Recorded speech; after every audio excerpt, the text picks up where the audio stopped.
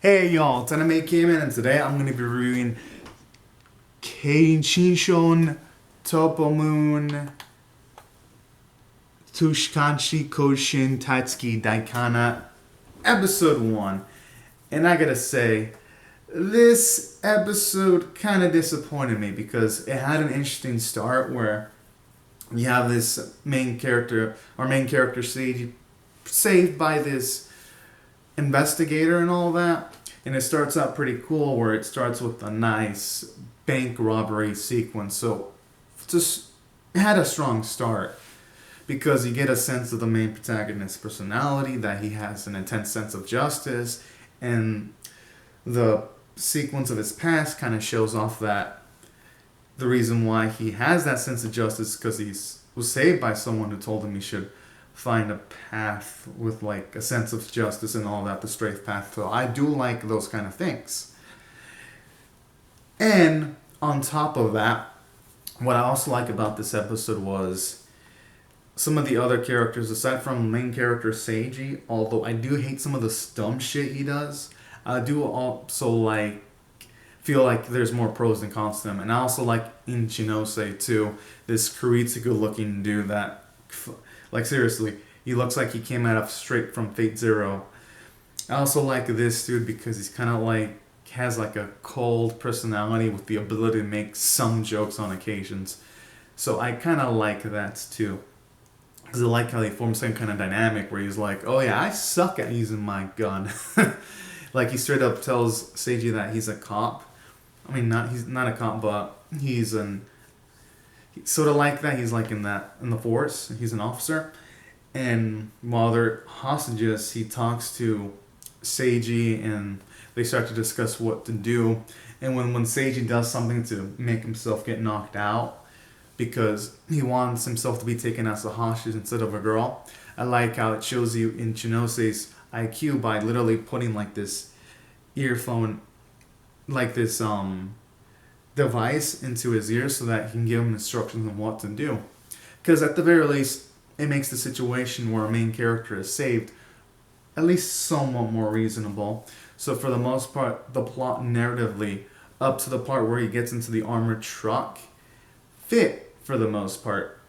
It's the second half of the episode where it falls apart though, because afterwards there's like this special investigation unit that shows up to help because Seiji is the survivor of a terrorist incident where I don't mind that specific instance in this episode.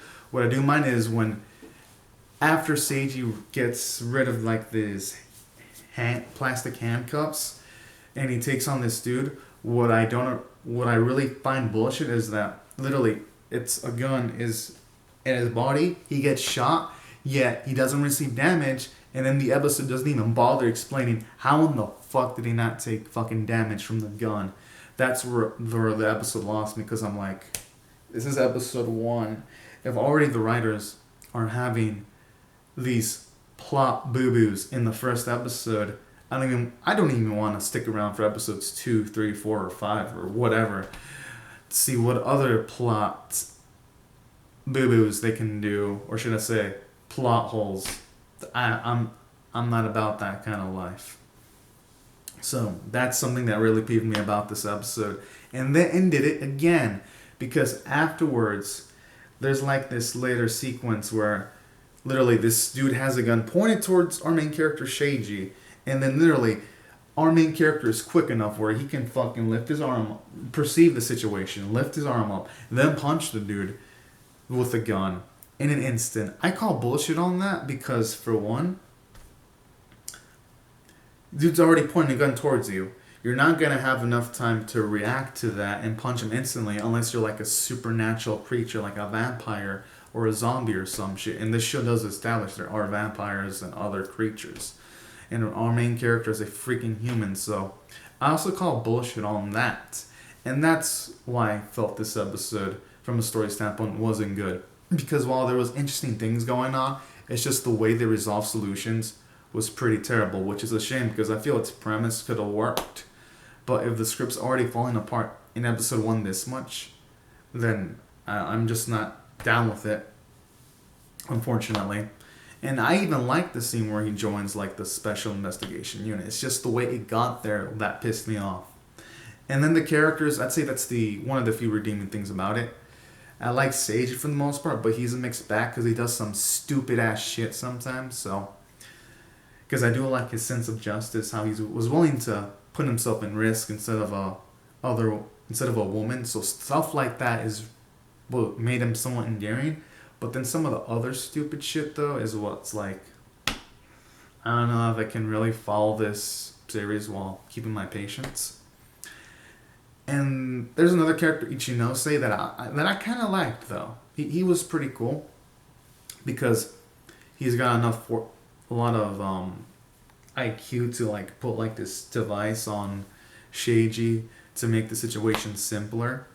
And he was calm and collected during this whole situation. So there are elements I did like specifically about this episode. And he was also able to perceive which one was the one who snitched on where the diamond is in the bank. So there was stuff like that that I enjoyed. So that's why I felt about the characters. For the most part, I thought it was nice, but not nice enough to overweigh the script flaws for me. Animation, it was average. I mean, there were moments though where the animation could have been better. Like it was noticeable when there was far away shot CG, but at least it was far away. At least when it was close-ups, it was hand-drawn. So I'm going to give it credit for not completely cheapening out. Art was nice, though. I liked the character designs, and I thought the voice performances were good. And I did like the music. I just felt in some sequences the music should have been a bit more subtle, you know? And as for the episode overall, I'm of a scale of 1 to 10, with 1 being abysmal, 10 being exceptional, 5 being average. I'm going to rate this a 4.5 out of 10. Honestly, the script just lost me. If the script would have been finely tuned where maybe Seiji could have gone out without being in a situation where he's about to be shot, then I'd be like, alright, this could have easily been a 6 out of 10 for me. And it could have been at least a smidge above average. But with the way it handled things, I'm not going to be keeping up with it. I think it messed up way too much. And I've seen animes like this before due to the end where they have little small mistakes in the first episode. I keep up with them in the past, and then they fucking fail me at the end. I've been through that shit before, and I ain't gonna go through that shit again since I'm seeing this series. It already has those warning signs. I'm just saying. I've seen a lot of first episodes of a lot of series. Trust me. I have. And I could feel where this is going, most likely. But anyways, y'all, these are my thoughts on the episode.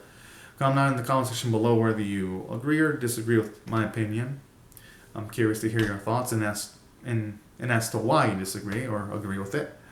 Like you to also rate the video if y'all want to, share it, subscribe, hit the bell for notifications, and I'll see you guys later if you come back for more.